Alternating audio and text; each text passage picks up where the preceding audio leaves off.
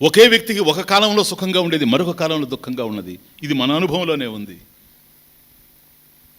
ఇవి ఒక విధంగా లేవు ఈ సుఖ దుఃఖాలు కూడాను. కాబట్టి సంసారంలో ఉన్నది సుఖ దుఃఖాలే గనక సుఖ దుఃఖాలు ఎప్పుడైతే ఒక విధంగా లేవో సంసారం కూడా ఒక విధంగా ఉండేందుకు అవకాశం లేదు. ఎందుకని? ఇదే అది. కనుక ఈ సుఖ దుఃఖాలు ఎప్పుడు ఎవరికి ఎలా ఉంటాయో చెప్పలేం. అసలు ఎప్పుడు ఉంటాయో తెలియదు, ఎప్పుడు లేకుండా పోతాయో అర్థం కాదు. ఏది ఎప్పుడు ఉంటుందో అర్థం కాదు, ఏది ఎప్పుడు లేకుండా పోతుందో అర్థం కాదు. ఏది చేజిక్కుతుందో చెప్పలేం, ఏది చేయి జారిపోతుందో కూడా చెప్పలేం. అది ఎప్పుడైనా జరగచ్చు, ఎక్కడైనా జరగచ్చు. ఇవి సుఖ దుఃఖాలుగా మనకు తెలుస్తూ ఉన్నాయి. ఇవి ఎక్కడైతే ఉన్నాయో దాని సంసారం అని మనం అభిప్రాయపడుతూ ఉన్నాం. ప్లీజ్ అండర్స్టాండ్, ఇది సంసారం అంటే కదా. అక్కడ ఉన్నటువంటి సుఖం ఇక్కడ లేదు. ఇప్పుడు ఉన్నటువంటి దుఃఖం అప్పుడు ఉండదు. కనుక ఇక్కడ అక్కడ అనేది దేశం, స్పేస్. అప్పుడు ఇప్పుడు అన్నది కాలం. కాబట్టి సుఖ దుఃఖాలు ఏవైతే ఉన్నావో ఇవి కూడాను దేశకాలాధీనంగా కనపడుతూ ఉన్నాయి. ఇక్కడ చలి బాధించవచ్చు, గుంటూరులో బాధించినట్టుగా హైదరాబాద్లో బాధించడం లేదు, హైదరాబాద్లో బాధించినంతగా ఆదిలాబాద్లో బాధించడం లేదు, కాశ్మీర్కి పోతే ఇంకా చెప్పనవసరం లేదు. కాబట్టి చలి బాధిస్తూ ఉంది అని మనకు తెలుసు, కానీ ఎక్కడెక్కడ ఎలా బాధిస్తూ ఉంది అక్కడిది ఇక్కడ లేదు, ఇక్కడిది అక్కడ ఉండదు. అప్పుడుది ఇప్పుడు లేదు, ఇప్పుడు అప్పుడు ఉండదు. కాబట్టి దేశంలో కాలంలోనూ ప్లస్ పరిస్థితులు, ఇది సిచ్యువేషనల్ డిపెండెన్స్. ఓ పరిస్థితి మీద ఆధారపడి ఉంటుంది మన సుఖం. పరిస్థితి మారినప్పుడు ఒక కాలంలో ఒక దేశంలో సుఖాన్ని మనకు పంచింది, మరొక కాలంలో మరొక దేశంలో సుఖాన్ని పంచలేకుండా పోతాయి. ఎందుకో తెలుసా? పరిస్థితులు మారుతాయి కనుక. ఒకే వ్యక్తి మనకు జీవితంలో ఆనందాన్ని పంచిన వ్యక్తి మరొకసారి మరొక ప్రదేశంలో ఆనందాన్ని పంచలేకుండా పోతుంది. మన జీవితంలోని మరొక దశలో ఆనందాన్ని పంచలేకపోతుంది జరుగుతుంది. పైగా ఇది వ్యక్తిగతమైనటువంటి అభిప్రాయాల మీద కూడా ఆధారపడి ఉంది. ఈ వ్యక్తి వల్ల నేను సుఖపడుతున్నాను అనుకుంటేనే నీకు సుఖం కలుగుతుంది. ఆ వ్యక్తిలో నాకు సుఖం లేదు అని కనుక నువ్వు ఒక అభిప్రాయానికి వస్తే అదే వ్యక్తి నిన్ను ఎంత సుఖపెట్టాలని ప్రయత్నించినా నువ్వు సుఖపడలేవు ఈ ప్రపంచం. కనుక మన మనోభిప్రాయాల మీద కూడా ఆధారపడి ఉన్నాయి. ఇవి సుఖ దుఃఖాల యొక్క స్వభావ స్వరూపాలు.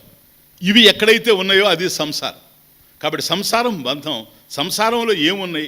ఏమో లేవు, ఈ సుఖ దుఃఖాలు ఉన్నాయి. ఇవి కూడా ఉన్నవి ఉన్నట్లుగా అర్థం కావడం లేదు, ఉన్నవి ఉన్నట్లుగా తెలియడం లేదు. ఒక విధంగా లేవు, ఒక విధంగా అర్థము కావడం లేదు. ప్లీజ్, ఇప్పుడున్నది ఎంతవరకు ఉంటుందో తెలియదు. ఉన్నవి ఎప్పుడైనా లేకుండా పోవచ్చు, అలా పోయినవి మళ్ళీ తిరిగి రాకుండా పోవచ్చు.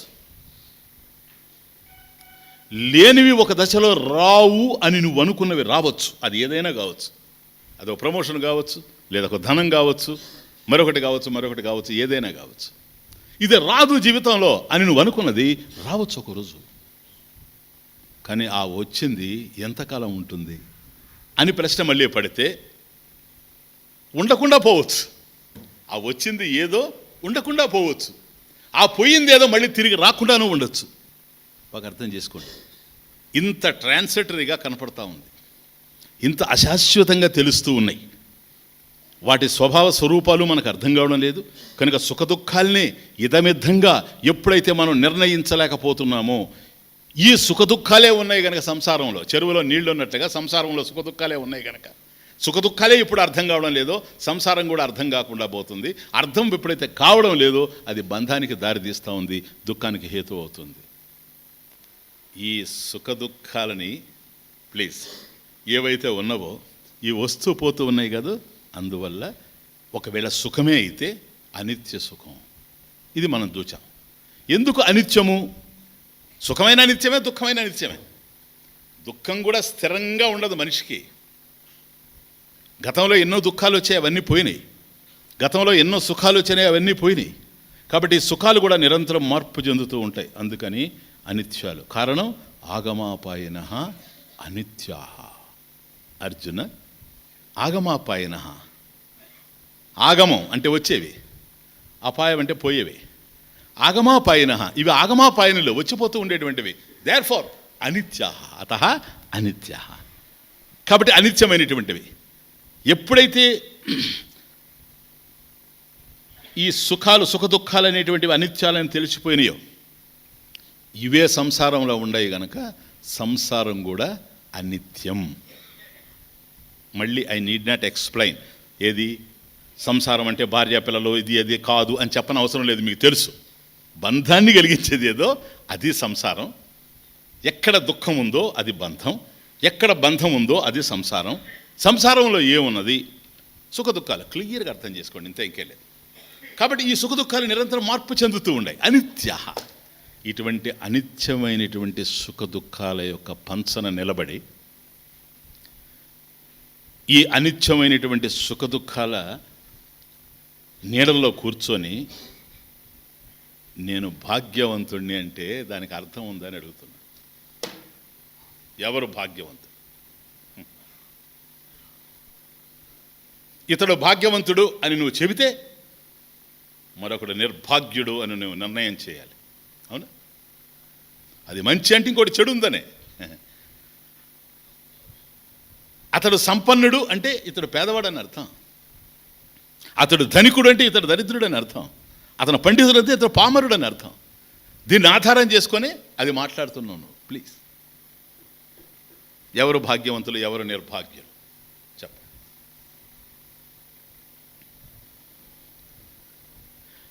ఏదో ఉండడం భాగ్యము అని కనుక నువ్వు అనుకుంటే, ఆ ఉండవలసింది ఏదో అది కనుక వస్తే అతడు భాగ్యవంతుడిగా ఉండాలి.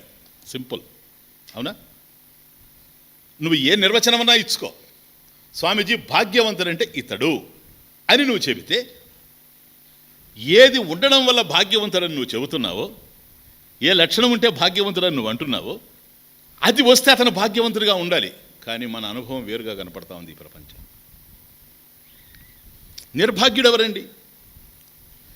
ఏది లేకపోవడం వల్ల అతన్ని నిర్భాగ్యుడు అని అంటున్నామో మనం, అదే గనక వస్తే ఇంతవరకు నిర్భాగ్యుడని మనం చెప్పుకునేటువంటి వ్యక్తి భాగ్యవంతుడు కావాలి. అదే జరగడం లేదు.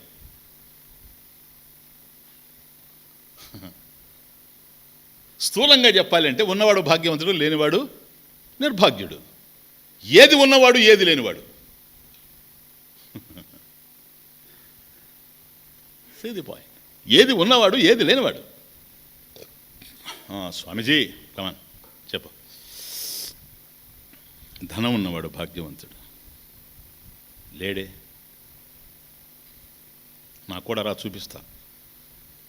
ఎంతమంది ధనవంతుల కన్నీళ్లు గారుస్తూ ఉన్నారో, కొళాయిలు కారిపోతున్నాయి.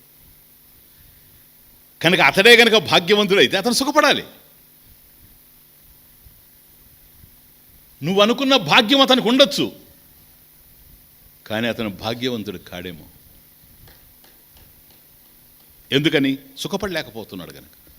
సుఖపడలేనటువంటి దాన్ని కూడా భాగ్యం అని నువ్వు అంటావా? దుఃఖాన్ని కలిగించేదాన్ని కూడా భాగ్యం అని అంటావా?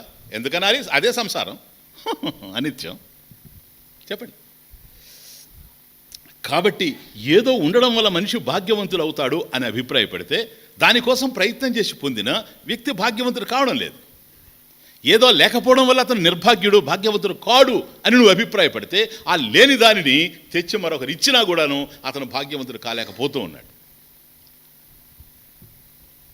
ఈ మాత్రం ఉపోద్ఘాతంతో మనకేమర్థమవుతుంది? భాగ్యాలు కావని, నిర్భాగ్యమని మనం ఏదో అనుకుంటున్నాం, అది నిర్భాగ్యం కాదని. మనం అనుకునే భాగ్యాలు నిర్భాగ్యాలు రెండు దౌర్భాగ్యాలేనని. క్లియర్? వీటి నుంచి ఎవడైతే విడిపడతాడో వాడు భాగ్యవంతుడేమో. Understand the point. వీటి నుండి ఎవడు విడిపడతాడో, ఏవైతే భాగ్యాలు అని మనం అనుకుంటున్నామో అవి భాగ్యాలు కావు అని తెలిసిపోయినాయి కనుక, ఏవైతే నిర్భాగ్యాలు అనుకుంటున్నామో అవి కూడా నిర్భాగ్యాలు కావని అర్థమైపోయింది కనుక, ఈ నిర్భాగ్యాలు భాగ్యాలు ఇవి ఏవి కావని వీటి యొక్క యథార్థ దౌర్భాగ్యపు పరిస్థితిని అర్థం చేసుకున్నవాడు ఎవడో వాడు భాగ్యవంతుడు. అంటే వీటి నుంచి విడిపడిపోయినవాడు, వీటి నుండి విడిపడిన